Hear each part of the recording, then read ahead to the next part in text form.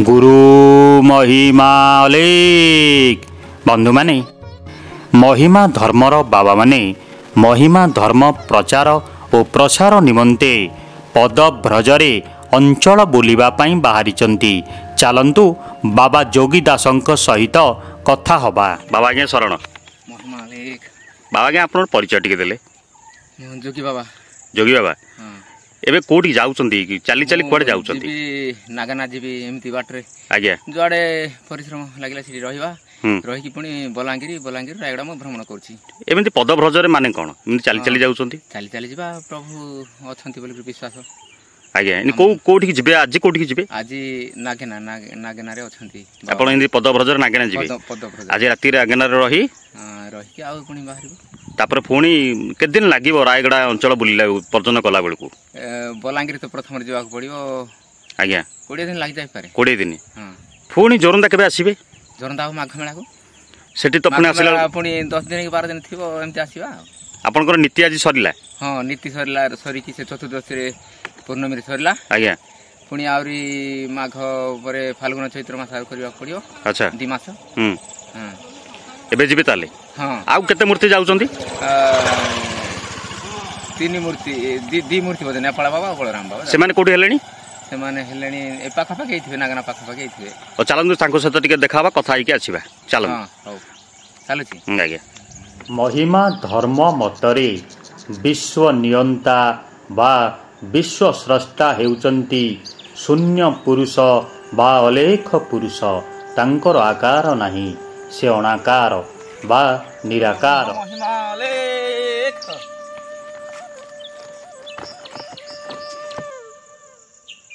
तांको महिमारे सूर्य चंद्र ग्रहादि आतजात।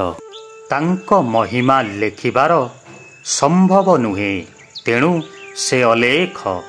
जगन्नाथ संस्कृति परी महिमा धर्म ओडिशार निजस्व धर्म और संस्कृति भावरे परिचित। महिमा धर्म अलेख धर्म बा कुंभीपटिया धर्म भावरे आम राज्य रे परिचित। महिमा धर्मर सन्यासी माने निष्ठार सह त्रितापकु सह्यपूर्वक पदव्रजरे भ्रमण करी सेवा और त्याग मूल तत्व उपरे अहिंसा धर्म निष्काम भावरे प्रचार करती। देखंतु बाबा जोगी दास वर्तमान पदभ्रजरे जोरंदा महिमा गादी ठारू जो पश्चिम ओडिशा अंचल बुलिबा पई बाहरिचंती। वर्तमान जो बणिसिंह पाखापाखी नागाना गाँ अच्छी से पाखापाखी बाबा पहुँची सारे। आगको आउ 2 मूर्ति बकलधारी बाबा बाबा नेपाल दास एवं बाबा बलराम दास ये 2 जन बाबा चाली चाली जाउचंती। तांको सहित आगको भेट हब। देखंतु केते जंगल बण जंगल मध्य देई बाबा जोगी दास बाहरिचंती धर्म प्रचार एवं अंचल बुलिबा पाई।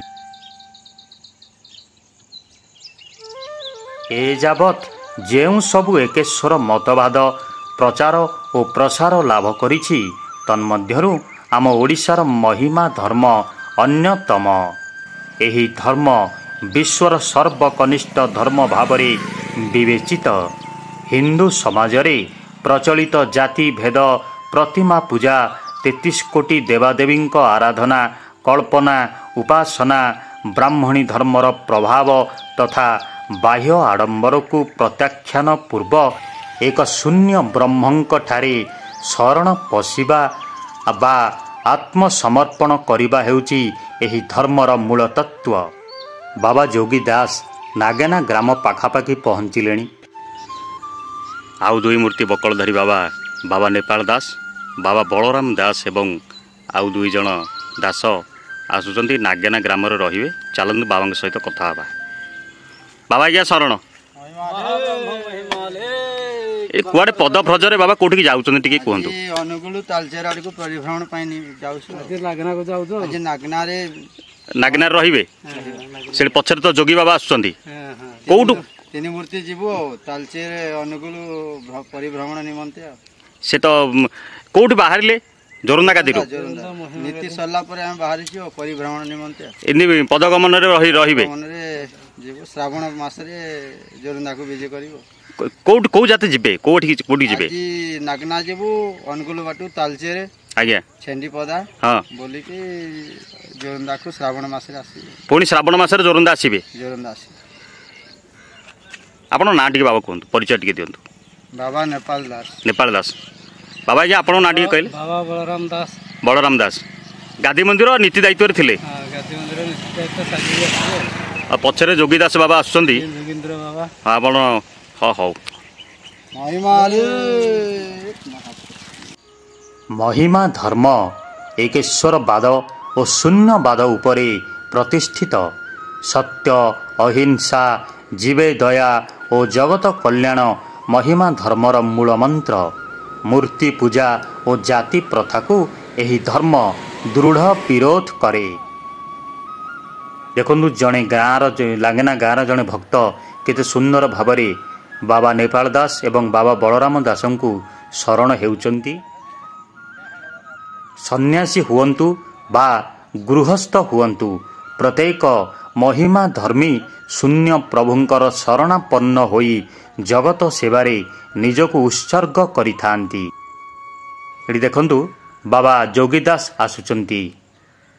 ଆଶ୍ଚର୍ଯ୍ୟର କଥା ଯେ ଅନ୍ୟ ଧର୍ମର ସଂସ୍ଥା ଗୁଡ଼ିକର ସୁପରିଚାଳନା ପାଇଁ କିଛି କିଛି ଜମିଜମା ଖଞ୍ଜା ହୋଇଛି ମାତ୍ର ମହିମା ଧର୍ମର ମଠ ବା ଆଶ୍ରମ ଗୁଡ଼ିକ ସେଥିରୁ ବଞ୍ଚିତ। ଏଗୁଡ଼ିକ କେବଳ ଶ୍ରଦ୍ଧାଳୁ ଭକ୍ତଙ୍କ ଆର୍ଥିକ ଅନୁଦାନରେ ପରିଚାଳିତ ଓ ପ୍ରତିପାଳିତ। ମହିମା ଧର୍ମର ମହିମା କେଡ଼େ ପ୍ରଭାବଶାଳୀ ତାହା ଏ କଥାରୁ ସହଜରେ ଅନୁମେୟ। ମହିମା ଧର୍ମ ସମାଜରେ ପ୍ରଚଳିତ ଉଚ୍ଚ ନୀଚ ଭେଦରେ ବିଶ୍ୱାସ କରେ ନାହିଁ।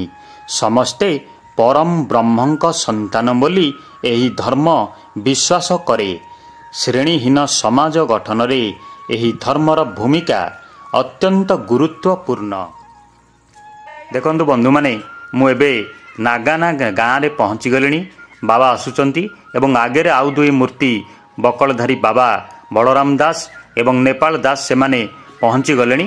ଚାଲନ୍ତୁ ବାବା ଯୋଗୀ ଦାସଙ୍କ ପଛେ ପଛେ ଆଶ୍ରମକୁ ଯିବା।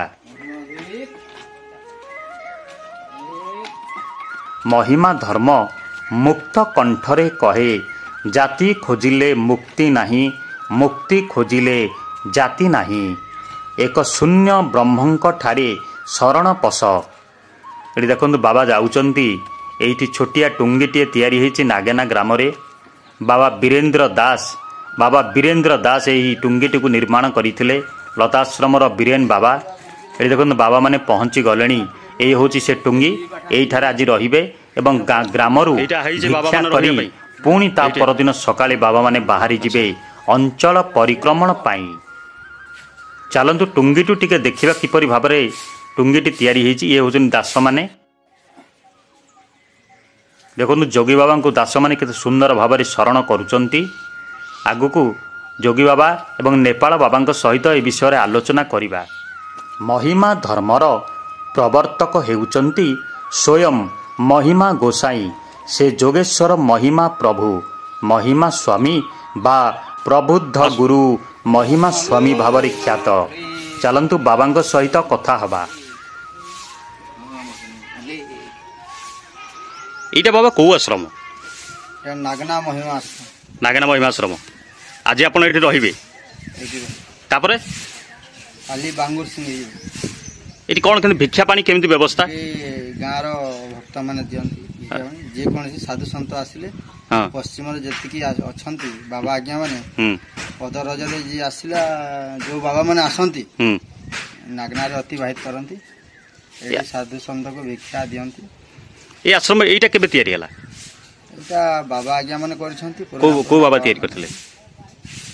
ବାବା ମାନେ କରିଛନ୍ତି କୁଞ୍ଜ ବାବା। ତାଙ୍କର ବେଶୀ ଏଠି ଗତାଗତ ଥିଲା। ଆଚ୍ଛା, କିନ୍ତୁ ସମସ୍ତ ସାଧୁମାନେ ଏଇଠି ରହିକି ଉପକୃତ ହେଇପାରିବେ। ଯେତିକି ବାବା ଆସନ୍ତି ଆଜ୍ଞା ମାନେ ପଦଯାତ୍ରା ପକେଇଲେ ଏଠି ରହିକି ଯାଆନ୍ତି। ଆଚ୍ଛା, ଯୋଗୀ ବାବା କିଛି କୁହନ୍ତୁ। ଆଜି ଏଠି ରହିଲା ପରେ ଆଜି କୁଆଡେ ଯିବେ? କାଲି ସକାଳୁ କୁଆଡେ ଯିବେ? ଆଜ୍ଞା କାଲି ବାଙ୍ଗୁର ସିଂ ଯିବୁ। ବାଙ୍ଗୁର ସିଂ ତିନି ମୂର୍ତ୍ତି। ହଁ, ସେଇଠୁ ତାଲଡଙ୍ଗା। ହଁ, ତାପରେ ନୂଆ ହତା ଅନୁଗୁଳ ତାଲଚେର ଆଡକୁ ପରିଭ୍ରମଣ ଯୋଉଠି ଯୋଉଠି ଆପଣ ମାନେ ବିରାଜମାନ ହେବେ ସେଇ ସେଇ ପ୍ରତ୍ୟେକ ଗାଁରେ ଟୁଙ୍ଗି ଗୋଟେ ଗୋଟେ ଅଛି? ନାଇଁ ସେଠି କୋଠା ଘର ଅଛି। ଆଜ୍ଞା। କୋଉଠି ସ୍କୁଲ ଅଛି। ଆଚ୍ଛା। ସେମିତି ରହି ରହି ଯାଉ ଭିକ୍ଷା ମାନେ ଦିଅନ୍ତି। ଆଜ୍ଞା। ସନ୍ତକୁ ଦେଖି ଭିକ୍ଷା ଦିଅନ୍ତି। ଭକ୍ତମାନେ ଅଛନ୍ତି ବାଟେ।